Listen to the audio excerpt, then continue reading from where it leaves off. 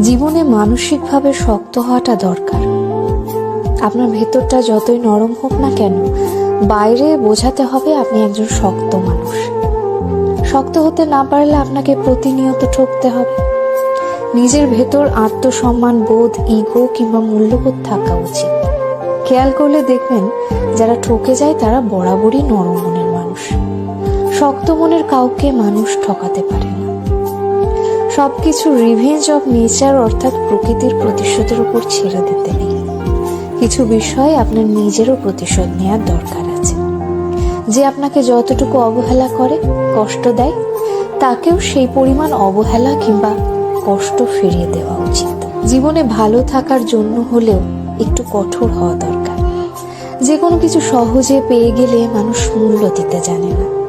মানুষ হিসেবে আপনি সহজ হতে পারেন, তবে সস্তা কিংবা সহজলভ্য হতে যাবেন না। যে আপনাকে যতটুকু দেবে তাকে ততটুকুই ফিরিয়ে দিতে শিখুন, হোক সেটা আঘাত কিংবা ভালোবাসা।